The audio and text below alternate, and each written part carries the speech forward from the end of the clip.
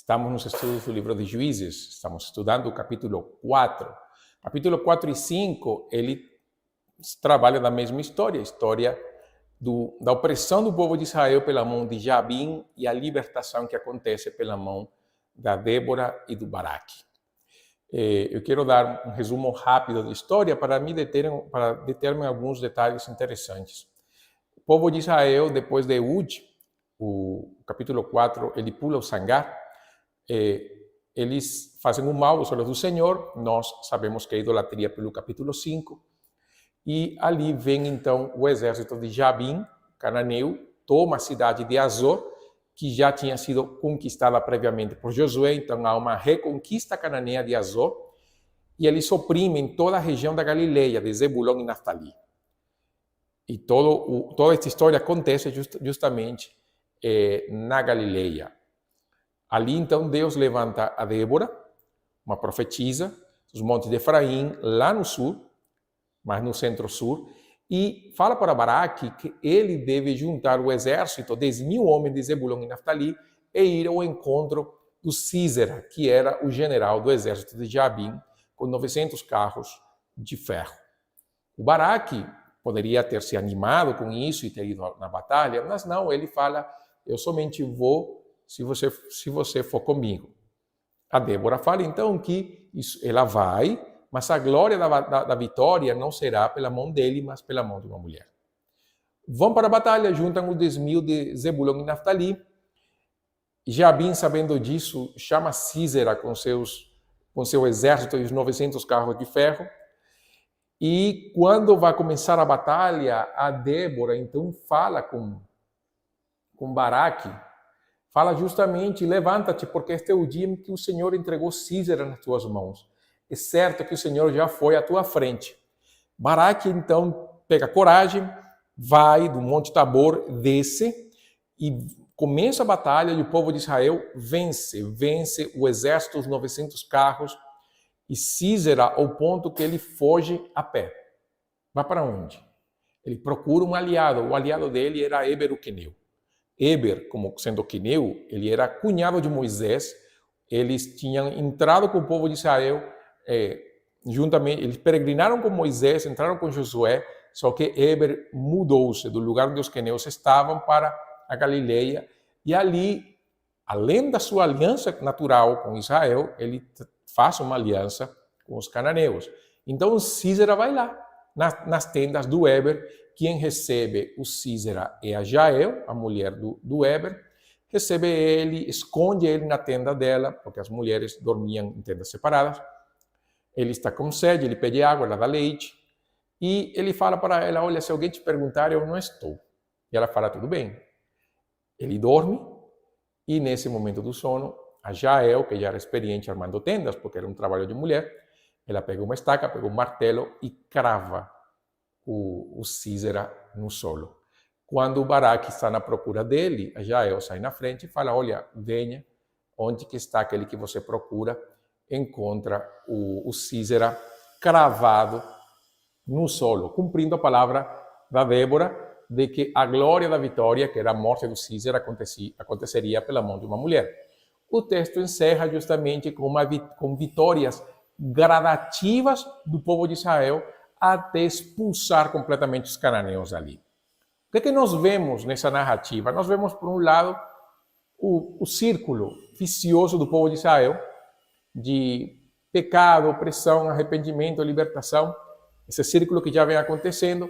Nós vemos, por um lado, a continuidade da decadência da liderança masculina em Israel, porque já não é mais um estrangeiro, uma mulher que lidera, e o problema não é a Débora, entenda isso, o problema não é ela, o problema é a falta de homens que liderem, porque Deus vai fazer a sua obra. E sendo os Juízes, como o livro de Atos, um texto não normativo, nós vemos algumas situações que, se a gente não pensar dessa maneira, a gente vai coçar a cabeça e vai pensar que há contradições na Bíblia, mas não há. A liderança masculina, em qualquer aspecto, em qualquer âmbito da sociedade, ela é bíblica e inquestionável. O homem foi chamado a liderar seu lar, o homem foi chamado a liderar a sociedade, o homem foi chamado a liderar a igreja. Isso ali não tem discussão. Nós não deveríamos perder o tempo nesse tipo de discussão. O que nós deveríamos discutir, o que nós deveríamos conversar, o que nós deveríamos atentar, é justamente na necessidade de que os homens tomem esse lugar. O Baraque somente agiu, não somente porque a Débora falou. Ele era tão fraco que ele falou com a Débora, olha, se você não for, eu não vou. Ele precisava, então, do apoio dela constantemente. Olha, deveria ser o contrário.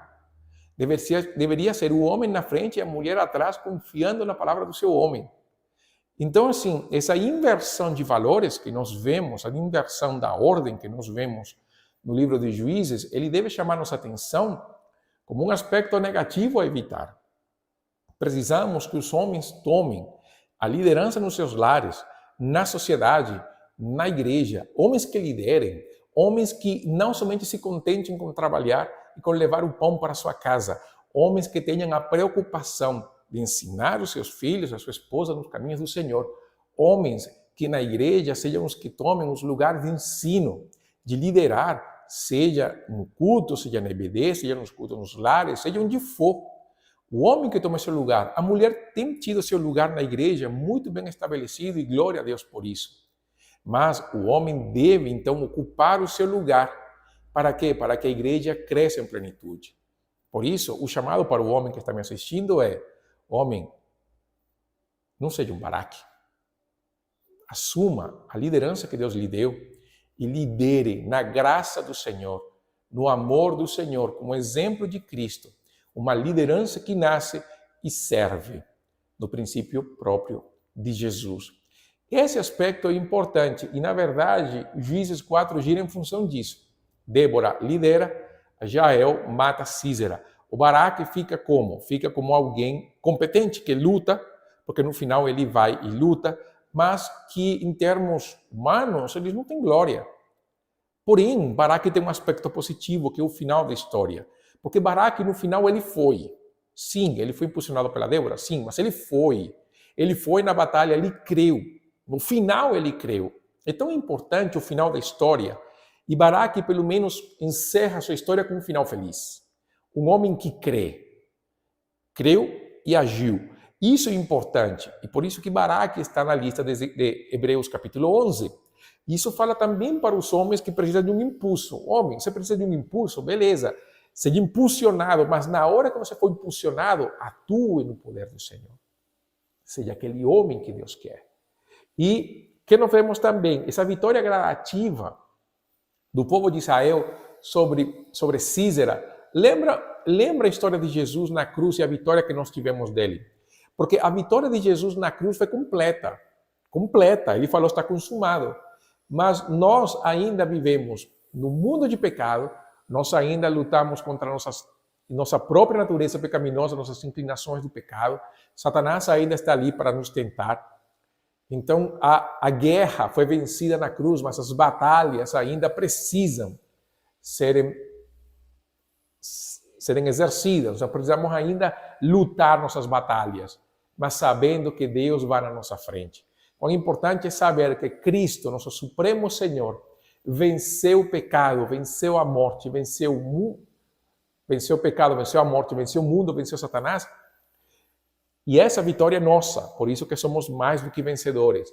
Mas ao mesmo tempo, nós precisamos lutar nossas batalhas no poder do Senhor. Nós precisamos até o fim lutar e vencer. É o já e o ainda não.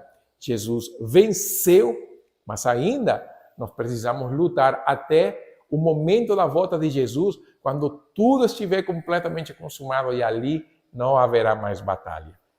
Esse é o capítulo 4 do livro de Juízes. Quando encerrarmos o capítulo 5, estaremos aqui novamente. Que Deus te abençoe.